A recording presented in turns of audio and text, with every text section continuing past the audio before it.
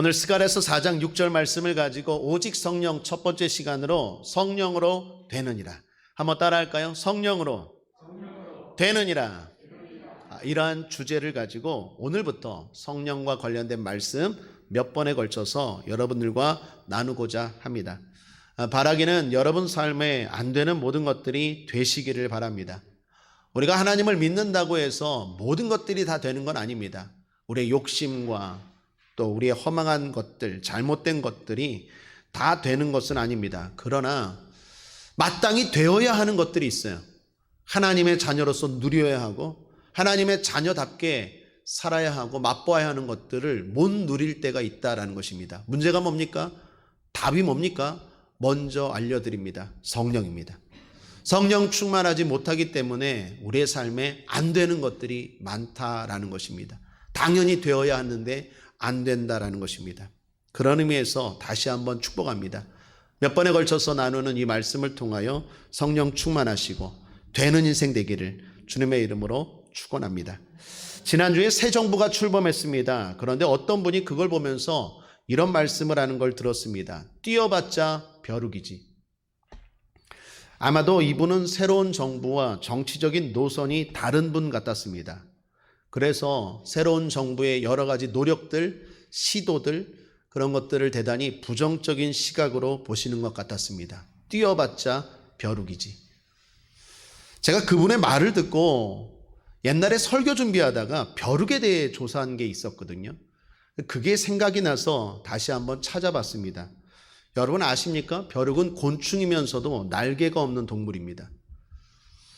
그런데 다리가 아주 길고 튼튼합니다. 그래서 점프를 잘합니다. 얼마나 점프를 잘하느냐? 자기 몸에 200배를 뛴다고 합니다. 대단하죠? 그런데 그 200배가 기껏해야 높이로는 18cm, 넓이로는 33cm래요.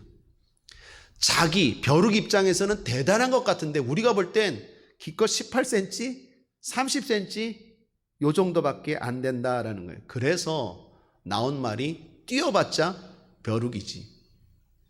뿐만 아니라 벼룩은 의지도 약하다고 합니다. 실험을 하는데 유리병에 놓고 벼룩을 뛰게 하면 어떨까요? 벼룩이 신나게 뛴다고 합니다. 그런데 그 중간에 막을 하나 설치했어요. 이렇게 막.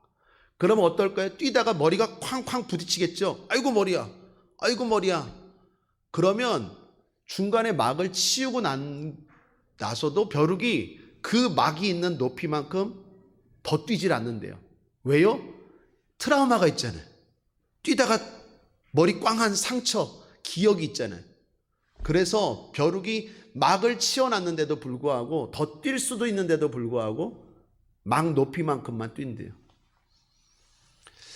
의지도 약해요. 그래서 뛰어봤자 벼룩이라는 말이 생기지 않았나 생각합니다.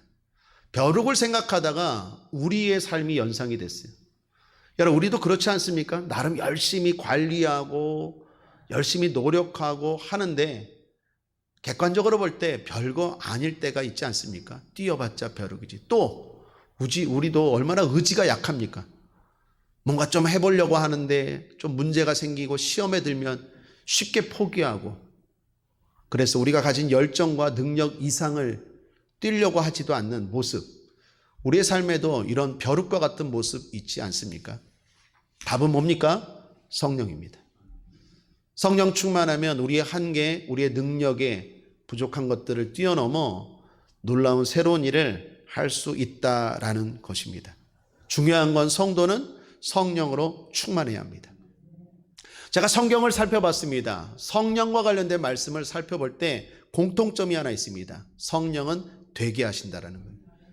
성령과 관련된 첫 번째 말씀이 등장하는 곳이 창세기입니다. 하나님이 인간을 창조하시죠.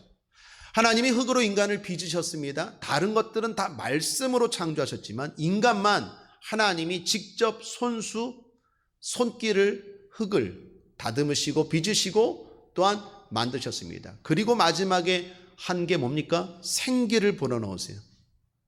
그 생기가 히브리어로 루하흐인데 바람이라는 뜻도 있지만 성령이라는 뜻도 있습니다.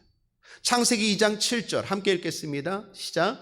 여호와 하나님이 흙으로 사람을 지으시고 생기를 그 코에 불어넣으시니 사람이 생명이 된지라. 진정한 사람이 된 것, 성령이 사람이 되게 하셨어요. 또한 성령은 성도가 되게 하십니다. 요한복음 3장에 보면 니고데모라는 사람이 나옵니다. 대단히 똑똑하고 훌륭하고 유능한 종교 지도자였습니다. 그가 예수님께 나와서 질문합니다. 예수님, 하나님 나라 천국에 어떻게 갑니까? 예수님이 말씀합니다. 거듭나야 간다. 니고데모가 이해가 안 되는 거예요.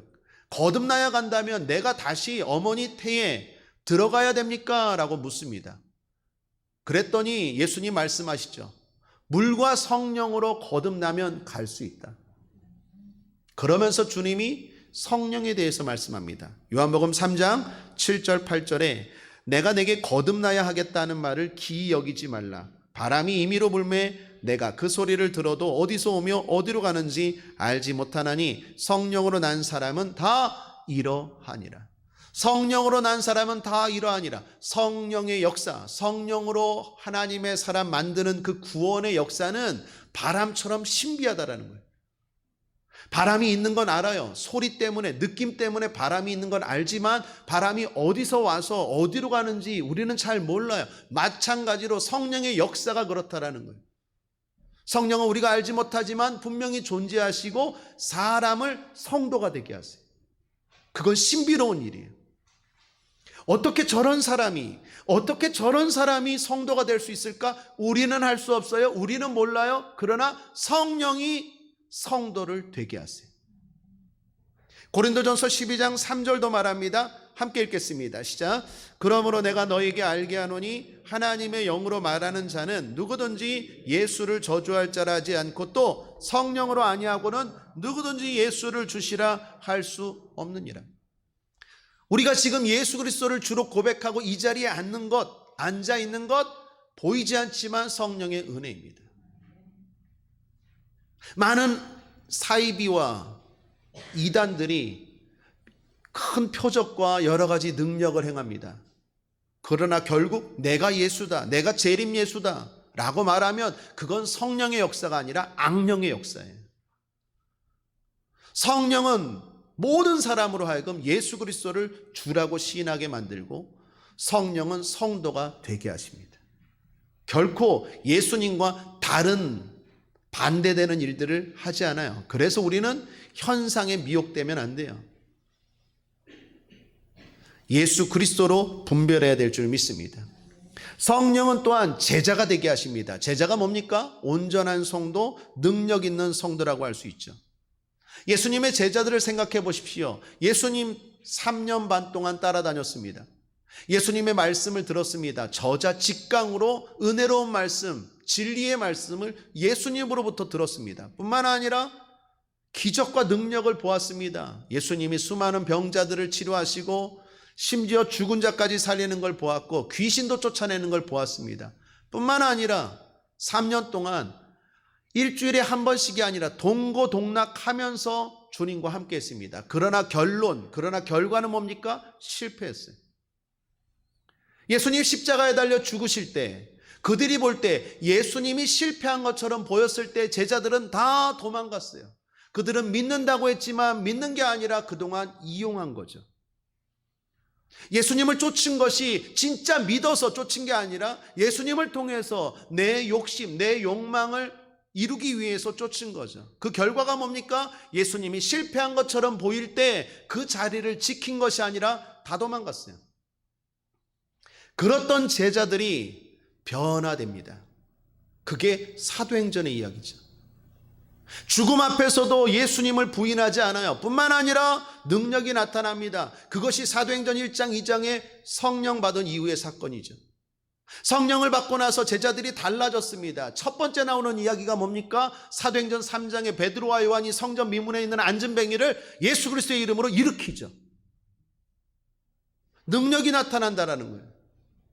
복음을 담대하게 전합니다. 죽음을 두려워하지 않습니다. 진정한 성도답게 살게 만드는 것 성령입니다. 진짜 하나님의 자녀답게 살기를 원하십니까? 성도답게 살기를 원하십니까? 성령 받게 되길 바랍니다. 성령은 제자를 되게 하십니다. 또한 성령은 가정도 되게 하십니다. 우리 수요 예배 때 에베소서 말씀 순서대로 나누었죠. 지난 수요일 날 에베소서가 끝났죠. 에베소서 5장 18절 보면 성령과 관련된 말씀 있죠. 함께 읽겠습니다. 시작. 술 취하지 말라. 이는 방탕한 것이니 오직 성령의 충만을 받으라. 오직 성령의 충만을 받으라고 말합니다. 오직입니다. 다른 것 없습니다. 오직 성령입니다. 그리고 나서 나오는 이야기가 뭡니까? 22절에 아내들이여, 25절에 남편들아, 자녀들아, 아비들아. 무슨 말입니까? 오직 성령 충만함으로 가정에 대한 이야기예요. 아내가 아내답게 사는 것, 남편이 남편답게 행동하는 것, 자녀가 자녀답게 사는 것, 부모가 부모답게 양육하는 것, 행복한 가정은 어디에 있습니까? 오직 성령의 충만을 받는 그 사람의 가정, 그 사람의 삶의 현장이 그렇게 변화된다라는 거예요. 성령은 가정도 되게 하십니다. 여러분 가정이 평안하십니까? 여러분 가정은 건강하십니까? 혹시 엮이는 가정 아니십니까? 가정의 평안을, 가정의 행복을 꿈꾼다면 오늘 성령 충만하시기를 주님의 이름으로 축복합니다. 특별히 지난 3번에 걸쳐서 아브라함 이야기를 나눈 의도가 있습니다. 여러분의 가정이 아브라함의 가정처럼 복된 가정이 되기를 바라는 마음에서 나누었죠. 제목이 생각나십니까? 심히 번성케 하리라. 첫 번째였죠. 여호와께 능치 못한 일이 있겠느냐? 하나님에 대한 믿음이죠. 마지막, 나의 하려는 것을 숨기겠느냐? 3번에 걸쳐서 나눈 제목에 제 의도가 있습니다. 심히 번성케 하리라. 하나님을 믿는 자녀, 하나님을 믿는 가정, 하나님이 약속을 주십니다. 내가 너로 심히 번성케 하리라. 중요한 건 흔들려요. 그때 하나님 말합니다. 여호와께 능치 못한 일이 있겠느냐? 하나님이 다시 믿음을 주십니다. 그리고 그 믿음대로 살았을 때 응답, 성취가 뭡니까? 나의 하려는 것을 숨기겠느냐? 하나님과 비밀이 없어요. 하나님과 소통하는 삶, 그것이 성취죠. 그 모든 것들을 이루는 축복, 방법이 뭡니까? 성령이라는 거예요. 특별히 가정의 달이 끝나고 시기적으로 이제 얼마 안 있으면 성령 강림절입니다. 이것도 의미심장하다고 생각합니다. 행복한 가정을 위해서 필요한 게 뭡니까? 성령 충만입니다. 성령은 가정도 되게 하십니다. 자, 이처럼 성령은요, 사람이 되게 하십니다. 성도가 되게 하십니다. 제자가 되게 하십니다. 가정도 되게 하십니다. 그리고 마지막 하나 더 한다면 나라도 되게 하십니다. 에스겔서 37장에 보면 우리가 잘 아는 환상이 있죠. 마른 뼈 환상입니다. 바벨론 포로로 에스겔이 끌려갔습니다. 하나님이 에스겔에게 환상을 보여주십니다. 마른 뼈들을 보여주시고 그 마른 뼈가 큰 군대가 되는 환상을 보여주죠. 그 환상의 핵심이 뭐죠? 성령이었습니다. 에스겔서 37장 9절 10절에 보면 또 내게 이르시되 인자야 너는 생기를 향하여 대언하라. 생기에게 대언하여 이르기를 주 여호와의 말씀에 생기야 사방에서부터 와서 이 사망을 당한 자에게 불어서 살게 하라 하셨다 하라. 이에 내가 그 명대로 대언하였더니 생기가 그들에게 들어가매 그들이 곧 살아 일어나서 서는데 극히 큰 군대더라. 마른 뼈, 완전한 절망입니다. 그랬던 네 나라가 큰 군대처럼 힘있게 서는 비결, 성령이라는 거예요. 성령은 나라도 강건하게 하고 회복시킵니다. 성령에 대해서 묵상하면서 발견되는 공통점이 뭡니까? 성령은 되게 하신다라는 거예요.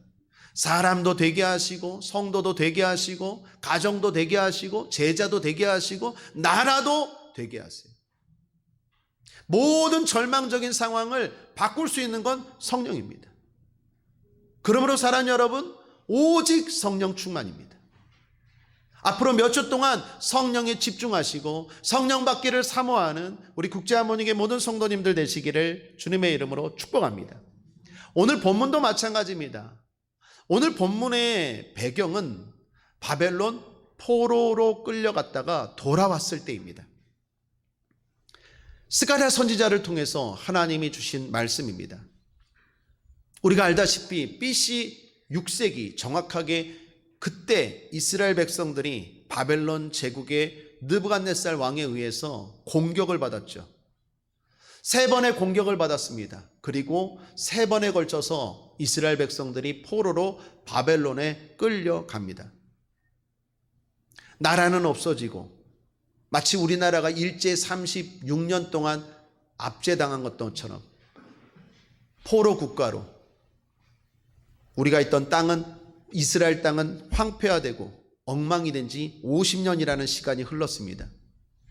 그때 세계 지형, 세계 역사가 바뀌는 사건이 벌어집니다. 바사의 고레스 왕이라는 사람이 그 바사 제국이 무혈로 피 하나 흘리지 않고 바벨론 제국을 통합하게 되는 거예요. 그러니까 바사가 바벨론을 먹었어요. 그러다 보니까 이스라엘은 바벨론 제국 아래 통치에 있었는데 바사 제국 통치로 바뀐 거예요. 그런데 바벨론 제국 아래 있을 때는 느부갓네살이 포로로 끌고 가고 억압을 했는데 바사 제국의 고레스 왕은 통치 방식이 좀 달라요. 관대했어요. 식민지 사람들 너무 억압하면 데모하고 반란하고 독립운동하니까 유화 정책을 펼쳤어요. 그게 뭡니까? 원하는 사람은 너희들 고국으로, 조국으로 돌아가도 좋다. 너희들 땅에 가서 살아도 좋다. 그게 고레스 칙령입니다. 그때 이스라엘로 돌아가겠다고 하는 사람들이 나오는데 49,897명이에요. 제가 어떻게 그걸 정확하게 아느냐? 에스라서 2장 64절, 65절에 그 숫자가 나옵니다. 온 회중의 합계가 42,360명이요. 그 외에 노비가 7,337명이요. 노래하는 남녀가 200명이요. 합해서 49,897명, 약 5만 명의 사람들이 첫 번째 1차 귀환을 합니다. 그때 그 귀환을 이끌었던 지도자가 수룹바벨입니다. 그 이후로 두 번째, 세 번째 귀환도 있었지만 바로 오늘 배경은 첫 번째 귀환했을 때예요. 수룹바벨이 5만 명의 사람들을 끌고 다시 자기 조국으로 돌아왔어요. 어땠을까요? 땅은 황폐화되었어요. 그때 수룹바벨과 5만 명의 사람들이 제일 먼저 한 게 성전 재건이었어요. 왜 그랬을까요? 우리가 하나님을 떠났기 때문에 이러한 나라를 잃어버리고 고통을 당했다라는 것을 70년 포로 생활 동안 뼈저리게 깨달았거든요. 확실하게 깨달은 거예요. 그래서 제일 먼저 한 게 무너진 성전부터 다시 재건하기 시작합니다. 사랑하는 여러분, 여러분의 삶이 무너지기 시작할 때 제일 먼저 여러분의 재단, 여러분의 신앙, 여러분의 예배를 점검하시기를 주님의 이름으로 축원합니다. 그것부터 쌓아야 돼요. 그 관계부터 회복해야 돼요. 이스라엘 백성들이 잘했어요. 70년 고생으로 깨달은 거예요. 고난으로 깨달았어요. 말씀으로 깨닫지 못하고. 성전 재건을 시작합니다. 문제는 방해가 생겼어요. 거기에 원래 살았던 이스라엘 백성들이 포로로 끌려가고 원래 살았던 자기 조국에 살았던 사마리아 사람들이 성전 재건하는 걸 방해하는 거예요. 뿐만 아니라 바사 총독 가운데 몇 사람들도 이스라엘이 다시 성전을 재건하고 세워지는 것에 대해서 반대하는 거예요. 심지어 고레스 왕에게 상소까지 보냈어요. 이거 멈추게 하라. 이거 반란이라고. 외적인 방해가 있어요. 외적인 방해만 있는 것이 아니라 내적인 문제도 있었어요. 대표적인 문제가 뭘까요? 의욕상실이에요.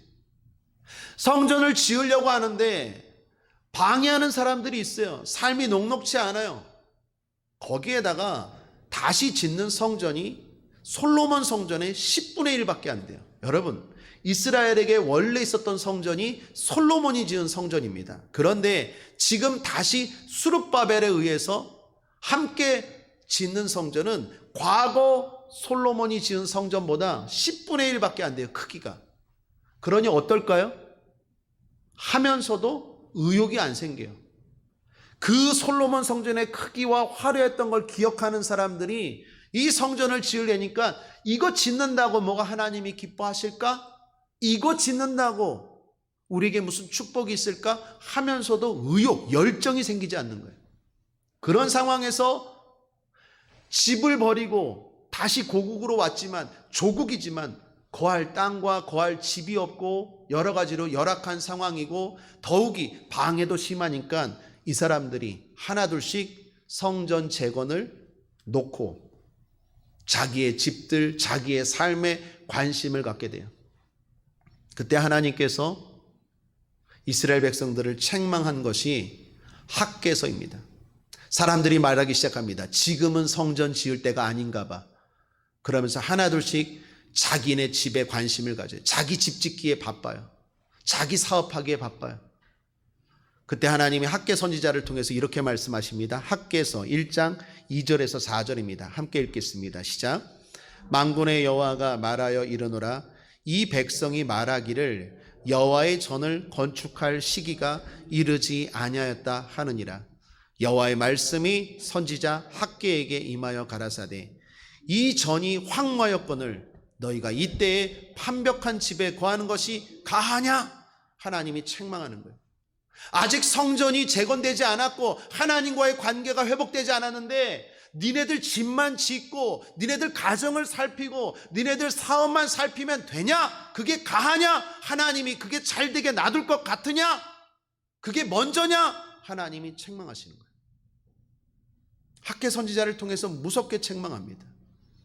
바로 그런 상황이에요. 여러분 생각해 보십시오. 특별히 그때 하신 말씀이 우리가 잘 아는 힘으로 되지 아니하고 능으로 되지 아니하고 여호와의 신으로 되느니라 그 잘 아는 오늘 읽은 스가랴서 4장 6절 말씀이에요. 그때 스룹바벨의 마음은 어땠을까요? 스룹바벨은 지도자잖아요. 지도자는 항상 외롭죠. 지도자는 힘들어도 더 힘들죠. 이스라엘 백성들을 이끌고 70년 포로 생활에서 다시 돌아와서 이제 하나님과의 관계를 회복하고 그리고 나라의 회복과 하나님의 축복을 위해서 열정을 가지고 나아가는데 외적인 방해가 있어요. 내적으로 사람들이 말을 안 들어요. 그리고 하나둘씩 떠나가고 자기 먹기 살기에 바빠요. 예배는 뒷전이에요. 성전은 뒷전이에요. 자기 사업이 먼저고 자기 일이 먼저고 자기 집이 먼저고 자기 가정이 먼저. 그럴 때 스룹바벨의 마음이 어떨까요? 힘 빠지죠. 낙심되죠. 불안하죠. 그 기간이 무려 14년이에요. 몇 년이요? 14년. 14년 동안 성전이 기초를 놓다가 두 손 놓은 거예요. 그때 하나님께서 하신 말씀이 스가랴서 4장 6절이. 자, 다시 한번 읽겠습니다. 시작. 그가 내게 일러 가로되 여호와께서 스룹바벨에게 하신 말씀이 이러하니라. 만군의 여호와께서 말씀하시되 이는 힘으로 되지 아니하며 능으로 되지 아니하고 오직 나의 신으로 되느니라. 14년 동안 사람들은 말 안 듣고 다 떠나가고 외적인 방해가 있어 낙심되고 있던 그 14년 동안의 시간 동안 있을 때 하나님께서 말하는 거예요. 되지 아니하며 되지 아니하며. 히브리어로 로라라는 부정어입니다. 이건 강한 부정이 아주 안 된다라는 거예요. 그런데 오직 그 역접의 히브리어로 키입니다. 반대로 오직 성령으로 된다라는 거예요. 사랑하는 여러분, 혹시 여러분 삶 가운데 이렇게 해도 저렇게 해도 안 되어서 이제 거의 자포자기 상태에 있는 것들이 있습니까? 오늘 주님이 하시는 말씀을 잘 들으시길 바랍니다. 제가 목회하면서 특별히 가정에 대한 상담, 가정에 대한 모습들을 많이 봐요. 행복한 가정을 꿈꾸며 가정을 되게 하기 위해서 애를 씁니다. 기도도 하고 예배도 하고 하나님 앞에 열심히 헌신도 해요. 근데 그게 잘 안 돼요. 잘 안 돼요. 그래서 그게 시간 1시간, 2시간, 1년, 2년, 10년 넘어가면 거의 어떻게 해요? 자포자기 상태가 돼요. 오늘 그런 사람들에게 지금 말씀합니다. 오직 성령으로 되느니라. 가정뿐만 아니라 자기 자신의 삶도 마찬가지예요. 뭔가 새로운 사람이 되고자 해요. 이전과는 다른 모습을 꿈꾸고 그러한 사람이 되겠다고 결단하고 나아가는데 외적인 문제, 내적인 갈등, 여러 가지 한계에 부딪혀요. 그러면 어떻게 해요? 자꾸 두 손 놓게 돼요. 그런 분들에게 오늘 주님이 말씀합니다. 오직 성령으로 되느니라. 우리 힘으로 안 되는 것, 절대로 안 되는 것, 주님 말씀합니다. 오직 성령으로 된다고. 그러므로 사랑하는 여러분, 성령으로 된다는 것 믿으시기를 주님의 이름으로 축원합니다. 특별히 순복음은 오중복음을 말하죠. 오중복음이 뭡니까? 5가지의 복된 소식을 정리한 거죠. 첫 번째, 중생의 복음, 우리는 구원을 믿습니다. 두 번째, 성령 충만의 복음. 세 번째, 축복의 복음. 네 번째, 신유의 복음. 마지막, 재림의 복음. 다 복된 소식이에요. 그 중에 하나가 뭡니까? 성령 충만의 복음이에요. 성령은 되게 하신다는 것도 믿으시기를 주님의 이름으로 축복합니다.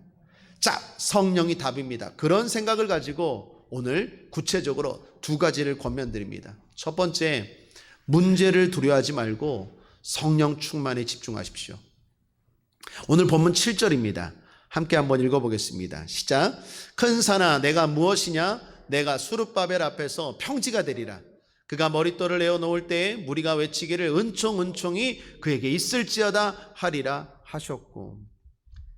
여기 큰 산이라고 말합니다. 큰 산은 뭘 의미할까요? 문제를 말합니다. 예수님도 네가 믿음으로 이 산을 들여 바다에 던지라면 그대로 이루어진다고 말하죠. 그때 산은 실제 산이라기보다는 문제를 말해요. 이스라엘 사람들, 히브리 사람들은 문제를 산으로 표현했어요. 오늘 지금 말합니다. 큰 산아 내가 무엇이냐?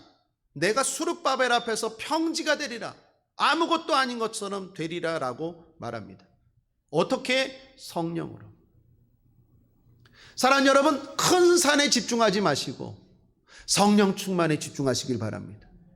안 되는 사람들의 특징을 보면 성령에 집중해야 되는데 문제에 집중해요. 목사님이 이 질병은 치료가 안 된대요. 목사님이 이 사업은 안 된대요. 목사님이 이 가정은 안 된대요. 문제에 집중해요. 큰 산에 집중해요. 아니요. 큰 산이 아니라 성령에 집중하십시오. 성령 충만하면 될 줄 믿습니다. 이기는 습관이라는 책이 있습니다. 저자가 전옥표 박사님입니다. 놀라운 건 이분이 나중에 지금은 목사님이 되셨더라고요.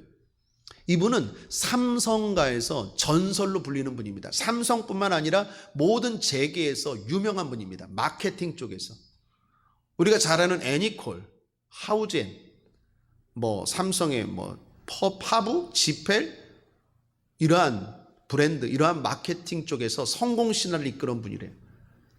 유명한 것은 삼성의 여러 지점이 있지 않습니까? 그 지점을 다 비교할 거 아니겠어요? 매상이나 이렇게 그런 모든 것들을. 그런데 삼성 지점 중에서 최하위 지점 있죠. 장사가 잘 안 되는 지점. 그런데 그런 지점에 이분이 가서 다 바꿔놨대요. 대단한 분 아닙니까? 이분이 가면 되는 거예요. 다 안 되는데 최고 하위인데 이분이 마케팅 쪽에서는 아주 유명한 분입니다. 이분이 자기가 30년 동안 성공한 비결을, 노하우를 책으로 썼는데 그게 이기는 습관이에요. 제목이 좋죠? 이기는 습관. 어떤 사람은 날마다 져요. 이거 해도 안 되고 저거 해도 안 되고. 이분이 말하는 건 이기는 것은 습관에 달려 있다는 거예요. 습관. 이 습관이 중요해요. 신앙도 마찬가지예요. 예수님은요, 새벽 기도를 할 때 어떻게 합니까? 습관을 쫓아 하시죠. 안 되는 사람들은 자꾸 반짝이에요. 반짝하니까 안 되는 거예요. 여러분, 건강할 때 외식 한번 하면 건강합니까? 뷔페 한번 먹으면 건강합니까? 배탈만 나죠. 건강한 사람들은 꾸준히 해야죠. 습관이 돼야 돼요. 좋은 게 습관. 이분도 말하는 거예요. 잘 되고 이기기 위해서는 습관이 중요하다는 거예요. 그러면서 그 책에서 대담하게도 이렇게 말합니다. 이기는 습관의 답은 성경 속에 있습니다. 성경의 원리가 성공할 수 있는 가장 중요한 경영 원리입니다. 성공과 실패는 습관과 행동에 의해 좌우되는데 사람들은 자본의 크기나 규모에 의해 좌우된다고 착각하고 있습니다. 도전이 되더라고요. 이분은 하나님의 말씀에 대한 확신이 있더라고요. 그 확신을 가지고 하니까 이분만 가면 안 되는 사업장들이 다 1등이 되는 거예요. 지점들이, 대리점들이. 제가 거기서 의미심장한 것, 그 책에서 하나 본 건 이거였어요. 이분은 안 되는 문제들, 여러분 문제가 있지 않겠습니까? 그 문제를 만나면 이렇게 말한대요. 내가 뭔데? 한번 따라 하시겠습니까? 내가 뭔데? 문제가 있으면 내가 뭔데 내 앞을 가로막아. 이렇게 말한대요. 제가 볼 땐 이 스가랴서 4장 7절 말씀을 이 전옥표 박사님이 기억하신 것 같아요. 읽으신 것 같아요. 내가 뭔데 문제야 내 앞을 가로막아. 넌 아무것도 아니야. 그러면서 성경에서 발견한 좋은 습관들, 그 습관들을 계속 하면서 나아가니까 하는 일들마다 결국 되더라는 것입니다. 사랑하는 여러분, 질병도 그렇고 가난도 그렇고 어떤 문제도 마찬가지입니다. 우리 앞에 큰 산이 있습니까? 한 번 더 따라하겠습니다. 내가 뭔데 내 앞을 가로막아. 내가 뭔데 내 앞을 가로막아. 선포하십시오.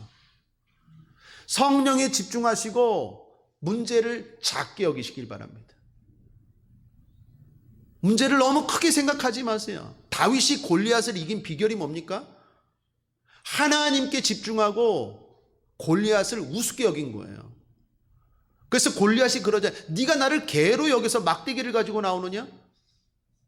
다윗의 특징은요, 하나님을 크게 보니까, 하나님께 집중하니까 문제는 아무것도 아닌 것처럼 보여요.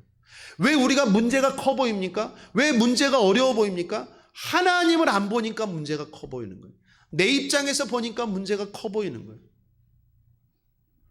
우리 아이가, 조그만 아이가 가지고 하려고 하면 큰 문제지만 아버지가, 힘 있는 할아버지가 하면 그거 아무것도 아니잖아요. 하나님, 우리 아버지 대신 하나님을 집중하고 문제를 바라보면 아무것도 아니라는 거예요. 문제가 아니라 성령에 집중하시기를 주님의 이름으로 축복합니다. 또 하나, 두 번째 권면드립니다. 작다고 포기하지 말고 성령 충만입니다. 오늘 본문 10절입니다. 함께 읽죠. 시작. 작은 일의 날이라고 멸시하는 자가 누구냐? 이 일곱은 온 세상에 두루 행하는 여호와의 눈이라. 다림줄이 수르바벨의 손에 있음을 보고 기뻐하리라. 우리가 어떤 문제 앞에서 이기기 위해서, 승리하기 위해서, 되는 인생이 되기 위해서 중요한 것 중에 하나가 바로 실망, 낙심을 극복하는 거예요. 작은 일의 날이라고 멸시하는 자가 누구냐? 여러분, 앞서 말씀드렸죠. 이스라엘 백성들이 성전을 재건합니다. 수르바벨이 성전을 재건합니다. 그런데 문제가 외적인 문제 말고 내적인 문제가 무엇이었습니까? 솔로몬 성전보다 작다라는 거예요. 10분의 1밖에 안 돼요. 그러니까 하면서도 어떻게 해요? 가볍게 여기는 거예요. 우습게 여기는 거예요. 이거 한다고 내 인생이 뭐가 돼? 이거 한다고 하나님이 뭔가 영광을 받아? 그런 생각이 드는 거예요. 여러분, 마찬가지입니다. 여러분이 드리는 기도, 여러분이 드리는 예배, 그리고 나서 나가서 하는 일들에 대해서 가볍게 생각하지 마십시오. 작다고 여기지 마십시오. 중요한 일입니다. 큰 일입니다. 그것이 여러분의 인생을 바꿀 수 있는 줄 믿습니다. 저 같은 경우에는 목회가 그래요.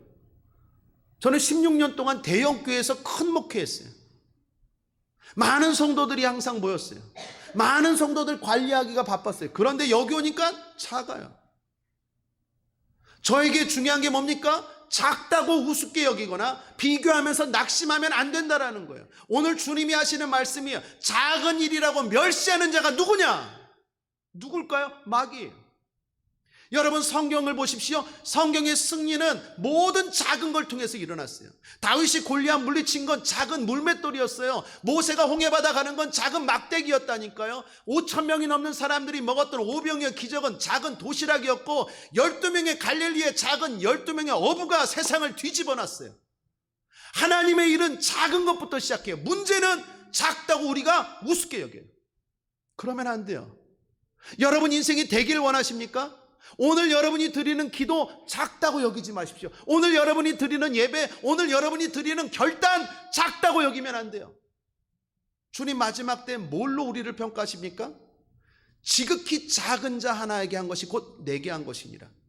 그리고 칭찬하시고, 그리고 작은 자에게 하지 않은 게 내게 하지 않은 거라고 책망하세요. 여러분, 우리가 하면서 상대적으로 자꾸 비교하면서 작게 생각해요. 자신이 드리는 예배, 자신이 드리는 기도, 자신이 하는 사업, 자신이 하는 공부, 자신이 하는 일들에 대해서 자꾸 비교하면서 우리가 위축돼요. 그거 극복하라는 거예요. 성령 충만함에 집중하시고 작다고 여기지 말고 최선을 다하고 할 때 그 작은 일이 우리의 큰 승리를 이끄는 비결이 될 줄 믿습니다. 빅토리아 알렌이라는 분이 계십니다. 여러분 유인물에 소개했던 그 여인, 책에 소개 나온 그 여인입니다. 이 빅토리아 알렌이라는 사람이 11살 때 희귀 질병인 횡단성 척수염과 급성 전염 뇌척수염, 이것으로 식물인간이 됐대요. 참 질병이 많죠. 우리가 알지 못하는 질병. 식물인간이 돼서 말도 못하고 먹는 것과 걷는 것은 물론이고 움직일 수조차 없었대요. 의료진들이 말합니다. 회복 가능성이 없다. 그리고 뇌사 판정을 내렸대요. 그렇게 식물인간의 상태였는데 중요한 건 가족들이 포기하지 않았어요. 가족들이 포기하지 않고 기도하고 성령 충만함으로 이 식물인간이 된 이 빅토리아 알렌, 누워있는 그 알렌의 귀에 대고 계속해서 말씀을 들려주고 이런저런 얘기해주고 희망을 얘기하고 사랑을 이야기하고 계속 얘기해줬다라는 거예요. 그렇게 지난 지 4년 만에 이 빅토리아 알렌이 진짜 회복이 돼서 깨어났어요. 깨어나서 말하기를 4년 동안 다 들었다라는 거예요. 깨어난 것뿐만 아니라 재활 훈련하고 운동하고 노력해서 2012년도에 패럴림픽, 장애인들의 올림픽인 패럴림픽에 나가서 금메달까지 땁니다. 그리고 2015년도에는 미국의 ESPN 스포츠 중계하는 캐스터로, 또 지금은 모델로 활동하고 있어요. 이분이 말합니다. 하나님은 살아 계시다고. 하나님이 날 살리셨다고. 난 죽었다가 다시 살아났다고. 제가 주목하는 건 뭘까요? 가족들의 성령 충만한 그 작은 말 한마디, 그 작은 기도라는 것, 제가 주목하는 거예요. 가족들이 포기하지 않았어요. 여러분 생각해 보세요. 누워있어요. 그냥 4년 동안. 병원에서도 말합니다. 끝났다고. 그런데 가족들이 어떻게 해요? 성령 충만하니까 내가 말 한마디 한다고, 내가 이렇게 한다고 얘가 살아날까? 이게 될까? 다 안 된다고 말하는데 되지 아니하고 절대로 안 되는데 이게 될까? 성령 충만한 사람들은 어떻게 해요? 작은 걸 작은 것으로 여기지 않아요. 그리고 어떻게 해요? 계속 말하는 거예요. 계속 기도하는 거예요. 계속 소망을 주는 거예요. 그랬더니 식물일간이었던 빅토리아 알렌이 살아날 뿐만 아니라 누구보다도 많은 사람에게 큰 영향력을 끼치는 복된 딸이 되었다라는 것입니다. 여러분의 자녀가 이렇게 될지어다. 그렇길 원하십니까? 그렇다면 여러분이 성령 충만하셔야 돼요. 포기하지 말아야 돼요. 내가 드리는 기도, 내가 하는 격려, 내가 하는 믿음의 말들이 결코 작다고 생각하지 않아야 돼요. 오늘 제가 하는 설교도 마찬가지입니다. 절대로 작다고 생각하지 않아요.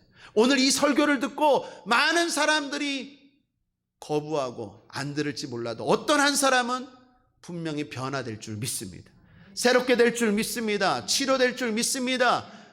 문제가 해결될 줄 믿습니다. 그러한 믿음을 가지고 설교해요. 사랑하는 여러분, 작다고 여기지 말고 성령 충만에 집중하는 저와 여러분 되기를 주님의 이름으로 축원합니다. 결론입니다. 구합시다. 구해야 돼요. 성령 어떻게 됩니까? 구할 때 주십니다. 앞으로 성령 시리즈 몇 번을 할지 모르겠지만 항상 결론은 이겁니다. 구하셔야 돼요. 누가복음 11장 13절입니다. 함께 읽죠. 너희가 악할지라도 좋은 것을 자식에게 줄 줄 알거든 하물며 너희 천부께서 구하는 자에게 성령을 주시지 않겠느냐 하시니라. 구하는 자에게 주십니다. 구하십시오. 성령을 구하십시오. 마지막 때 물 붓듯이 주께서 성령을 부어주실 줄 믿습니다. 성령 충만하면 됩니다. 여러분의 삶이 됩니다. 건강하게 됩니다. 행복하게 됩니다. 성공하게 됩니다. 가정도 되고 사업도 되고 되는 인생 되기를 주님의 이름으로 축원합니다. 기도하겠습니다. 하나님 아버지, 오직 성령입니다. 성령 충만하게 하여 주셔서 되는 인생 살게 하여 주시옵소서. 안 된다, 못한다, 슬퍼하고 절망하는 인생이 아니라 하는 것들마다 된다, 된다, 된다, 이기는 삶 살게 하여 주옵소서. 감사드리며 예수님의 이름으로 축복하고 기도했습니다. 아멘.